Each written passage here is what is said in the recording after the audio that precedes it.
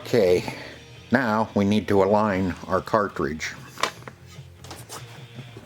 Take off our mat. We'll get our alignment tool out. You take the mat off because the thickness of your alignment tool it sucks it up. Alright, might have to. Oh, looks like I need to change my battery. Good thing I've seen it this time and I'm not killing you. Okay, so what we want to do is we got our alignment tool setting there. And what you want to do is you want to put your needle right in that little circle.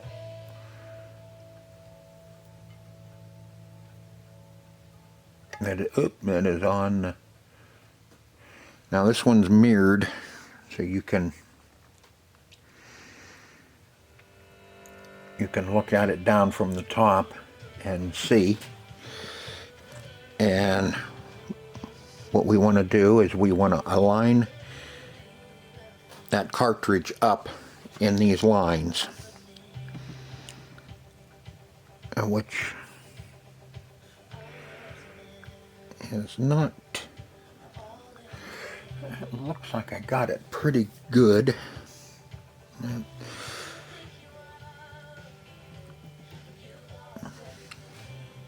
Look down. Here, I'll show you what I'm looking at.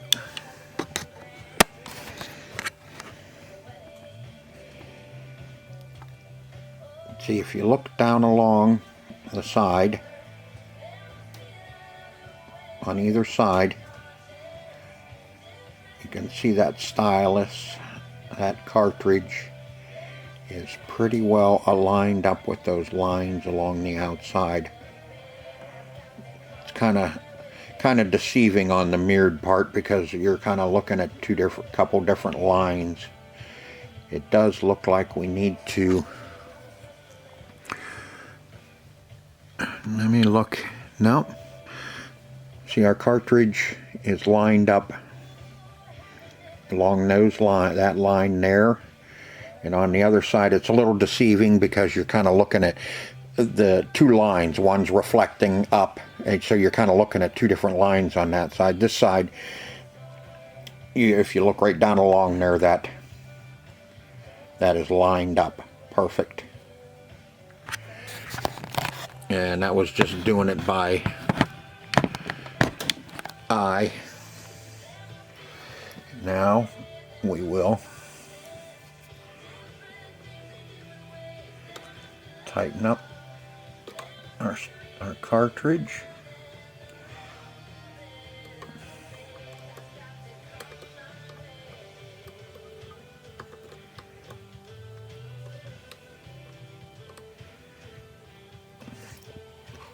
Now we'll move it to the inside.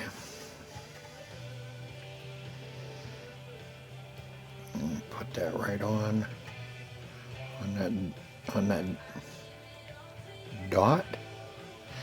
And same thing, if you look down along the edge,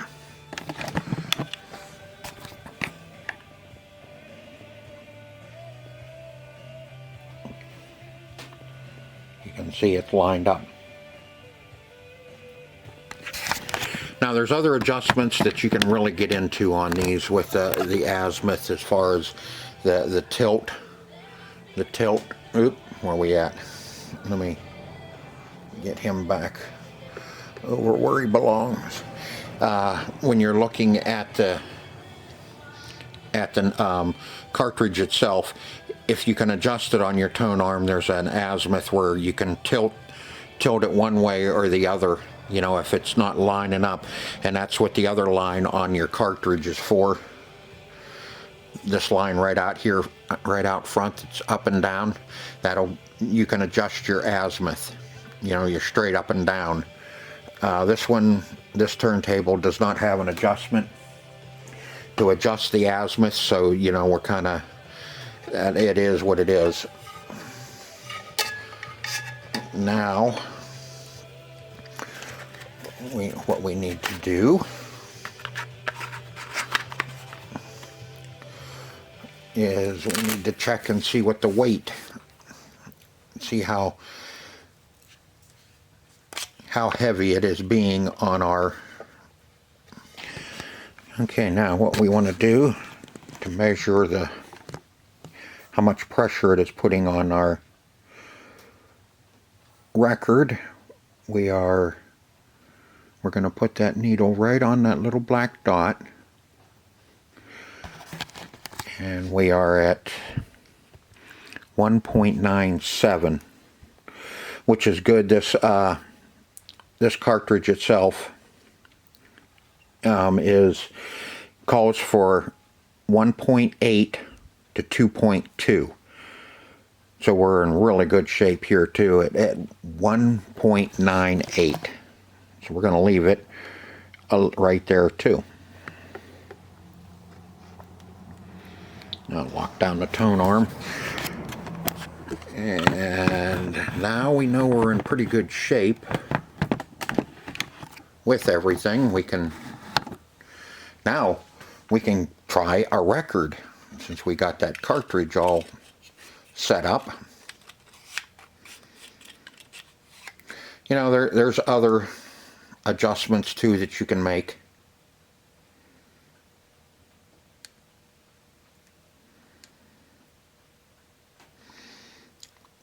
What they call overhang.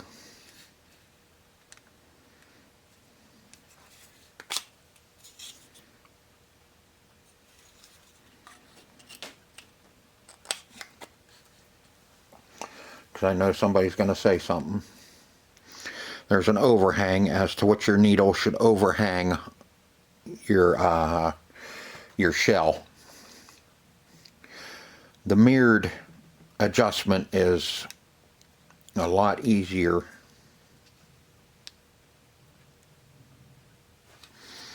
to use because of you can look down over the top of it and check your alignment. You know, you can look right down over and you can see your alignment on either side, especially when you have a shell that is pretty wide, and you know, that way you don't have to stand on your head to see where it's at. This one's pretty easy. You can just kind of look right down along the side of it and get it lined up. This cartridge also came with a nifty little needle protector.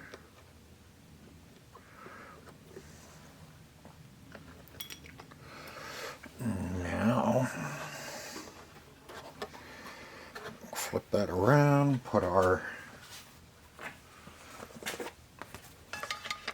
mat back on, and I'll get it hooked up and we'll be ready to test it out. Alright, let's get us a good album to listen to here. You'll get to listen to a bit, and then okay, turn it on. Yep. Not sure if this one has a shut off or not. That's something we'll have to check. Okay, that's unlocked. We're on 33.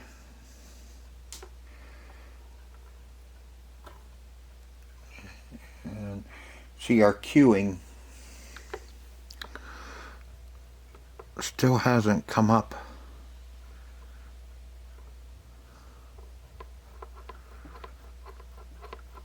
I'm going to have to see.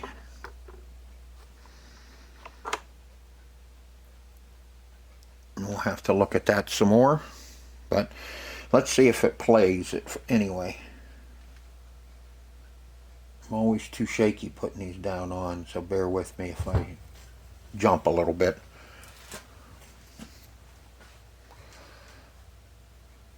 Quiet.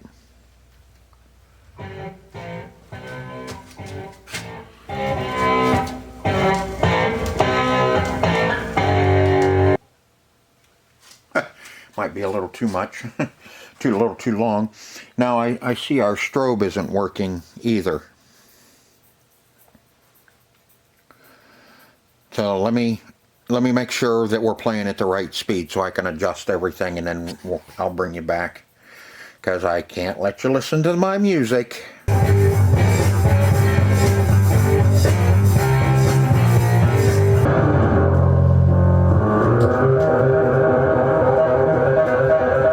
Okay, you heard it. It is playing really good. I'm not on this one, on this Technics. I'm not positive if this has an actual, you know, when you turn it on, is the platter always turning when you turn it on? I'm not sure if this has a shut off when it goes over or not, so we're gonna take a look and see if it does again, and we're gonna take a look at our strobe and see if our strobe is actually still hooked up, or if it's puked. I do want to say that I've been hearing a lot about the Conical needles. So this cartridge that I bought has a Conical bonded needle. The AT-VM95C. That the Conical needle really does sound good. You know, it's a dual moving magnet stereo cartridge. The only thing I'm kind of questioning is it's not, oh, how do I want to put it? Not as loud on this one. I don't know if that's just the receiver type, or turntable type, or what. But on this one I have to go about a quarter of the way more on my volume control to get the same level of volume I would on another one with a diamond needle. I hate to buy another cartridge with a diamond needle so I can compare. I think I will wait. I do have some other ones coming in. I think I have another Technics with the S-style tone arm over in the shop, and I actually really need to bring that one over then too, so I can put a diamond in it. Diamond needle, and then I can compare the two. This turntable does have a little bit of a feedback hum to it, so when I take the bottom off, we're gonna kind of look at that too and see if we have a bad solder joint or something somewhere where it's causing us to have that little bit of a feedback hum. There should be no feedback hum at all, but it you know, it could just be the type of turntable. It could be something else in here that is causing us to have a slight feedback. It could be a shitty cartridge. You know, this cartridge is a Audio Technica, which I'm not real familiar with. I noticed that they do build a lot of cartridges and needles, and thing about it is, let's see, audiotechnica.com 2018, made in China. So it could be that it's the cartridge as well.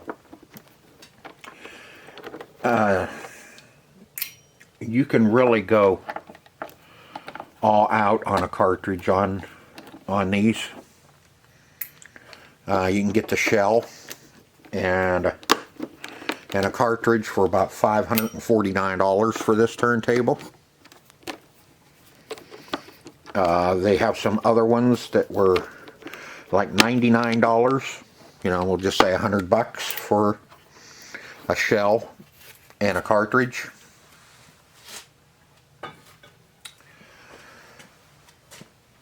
So, you know, it's all in the route you want to go. And from the looks of it, this does not have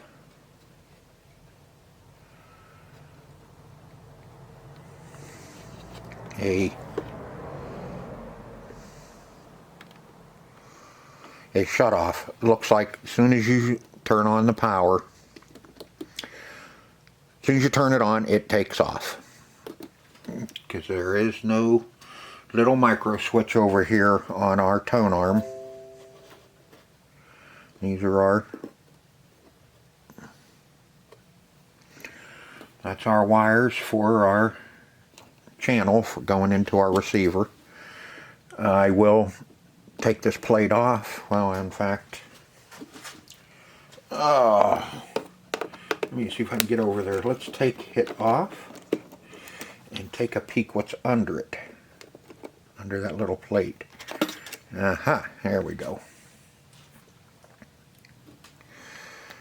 And let me see. I can get you zoomed in a little bit. Pick your head up a little bit so you can see. Here we go. Right over in here, here's where all our wires come in for to go to our receiver. We have our left and right.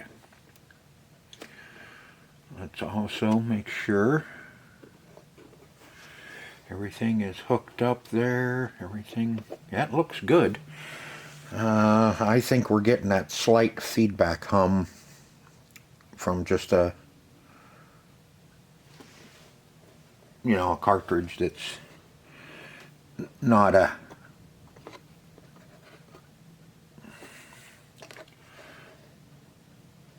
grade A, I guess. Boy, is that gummy. I got a little bit more cleaning to do. I don't think our switch isn't down here. Here's our motor here. Well, now you can't see that. Okay, here's our motor.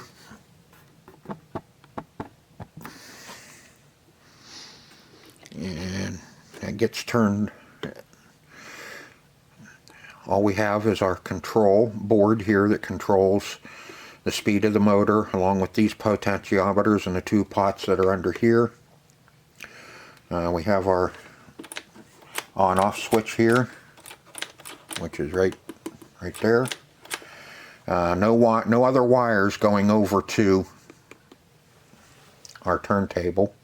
Or should, if we had an on-off switch that would come on when you move the style or move the tone arm, it would be right over in this area and come over to our board here. But since there's nothing on coming off of our tone arm except for our wires going to our receiver, there is no such animal. This is just when you turn it on, it starts spinning. Plain and simple, that's the way this one works. And now we still need to figure out what the hell's going on with our cueing. Man, I hate to take that all apart, but we may have to, just to see if maybe that's not pushing that all the way up. We may still be pretty gummy in there.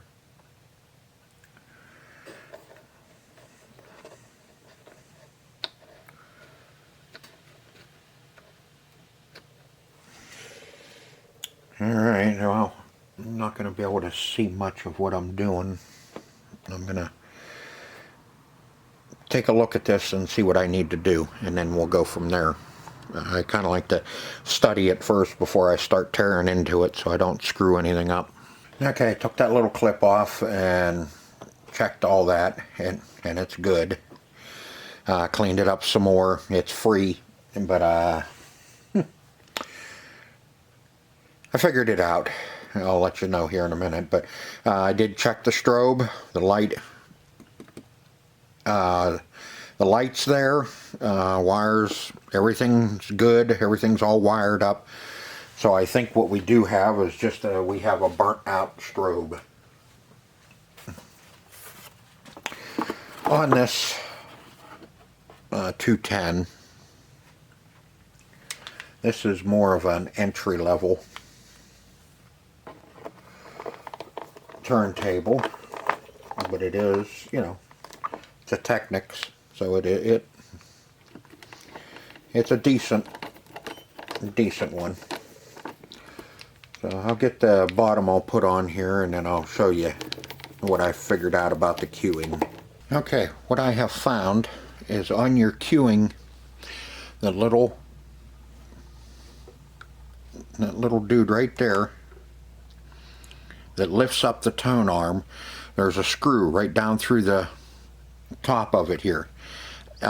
You can't turn it the way it is, but if you push down on it, that screw head pulls up, and then you can adjust it up or down. You know, if it's going up too high, you can screw that screw back down in a little bit further, and it won't hold the tone arm up as far.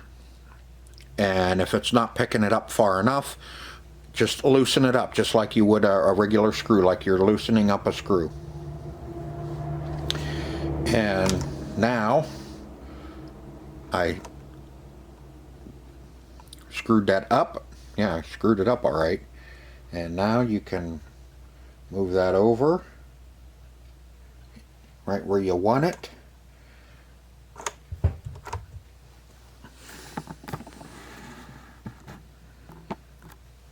Move that needle over right where you want it. Push it down to cue down, and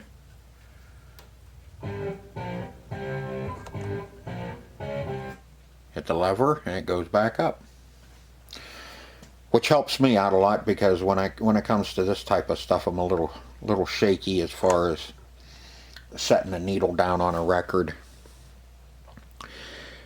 But like I said, the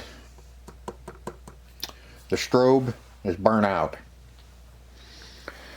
so you kind of have to just play it by ear. You know, you can listen to it if it's too fast or too slow. You can speed it up.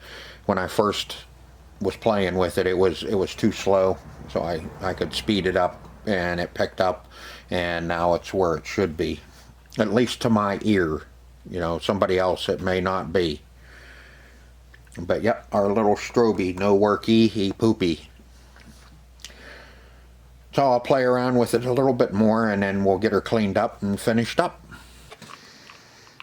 Guess what? It's time to get it cleaned up. Make it look all pretty.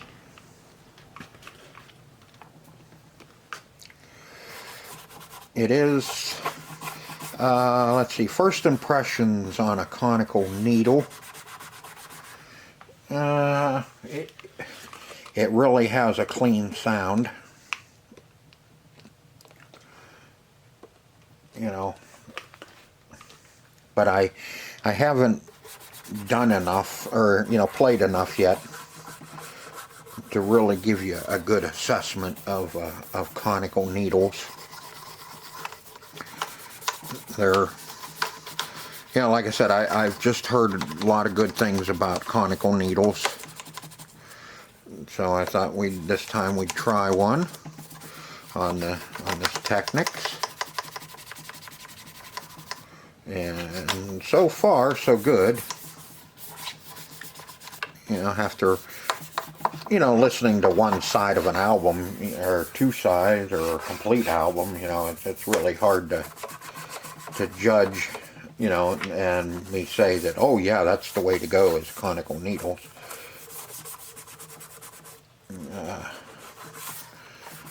I'm just, I don't know. You know, if you want to try one, try it, and then you can judge for yourself. I'm not gonna, this isn't a review on conical needles. This is just something to try. reviews on them are really good. And I checked all the reviews before I ordered. Not all of them, but you know, I checked some reviews to see what other people were saying about these conical needles, and you know, it's kind of a mixed bag. Some people like them, some people don't. This particular one, there was a lot of, not a lot, but there was some people that said it that after 2 weeks, the needle took a dump already. Well, on this one, you know, after seeing those reviews and all that, I wanted to make sure that we had it aligned properly and the right weight on it. And I will probably keep this one, not for myself, but I will keep playing this and see what it does, and see if that conical needle holds up. Because I play an awful lot of albums. I just bought another box full. So I'll be playing a bunch of albums and see how that conical needle also likes albums and records that are a little, we're not going to say junk, but let's just say they're not perfect.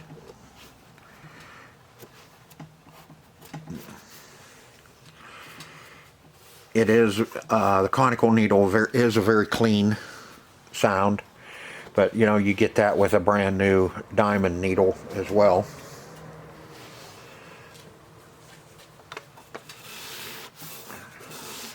I don't hear quite as much background noise with it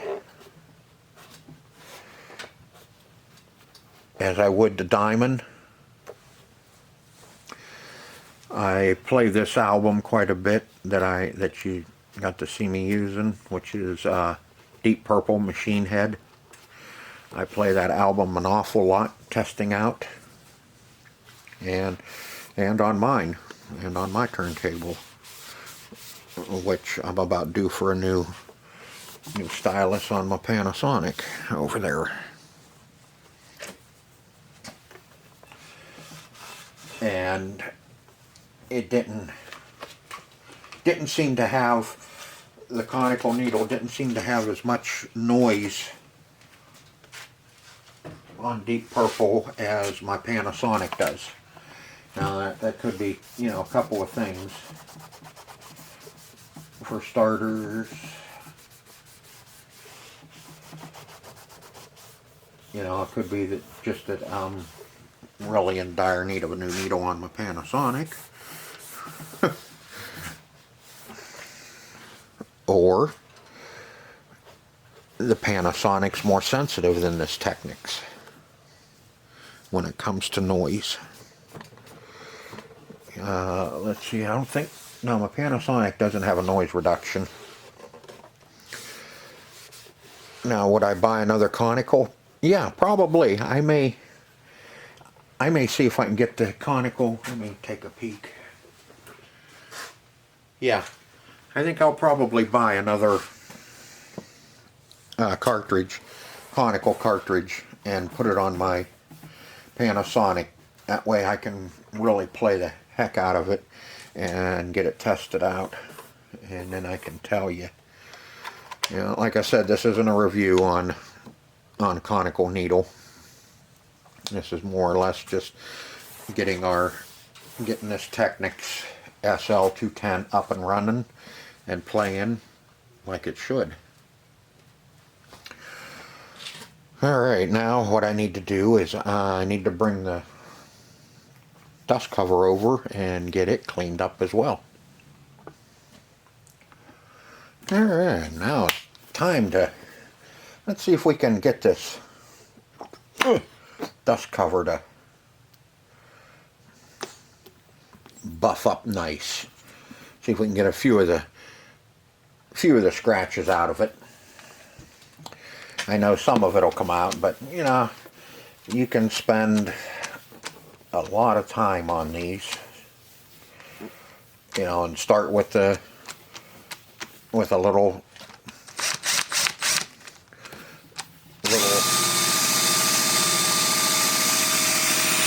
coarser compound, you know, and work all the way up.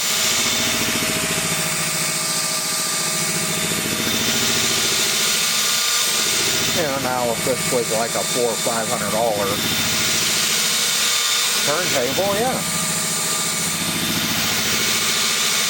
you'd get every scratch out humanly possible to make it look the best.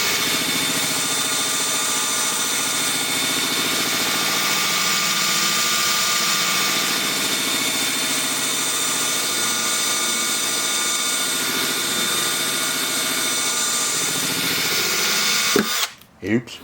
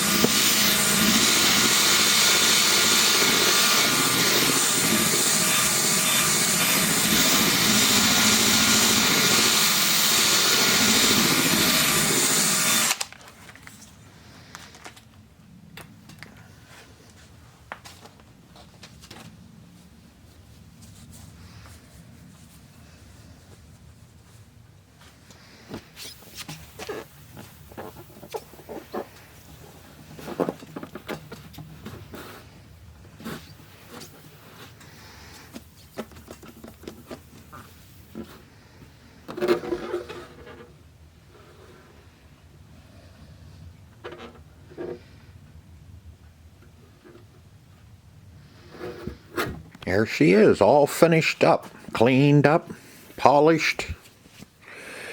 I've been playing it for about an hour now, and everything works really good on it. The only thing I don't like about these manuals is when the tone arm comes all the way over and finishes the album, it just sits there and goes, so you have to come over and return it yourself, which can be kind of a pain if you're out of the room or you fall asleep. It'll sit there and just keep going and going and going and going and going. Oh, yeah, excuse me. So you have to return it yourself. It's the only bad thing about the manuals. But they're, it's an entry level. So it's a, you're not going to have all the bells and whistles as a mid to top quality Technics by Panasonic. So that completes another one for the stack. So I hope you enjoyed the video as much as I enjoyed making it for you. And I hope to see you on the next one. We'll be tackling another, either a turntable or maybe even an amp or even an equalizer. So until then, see ya.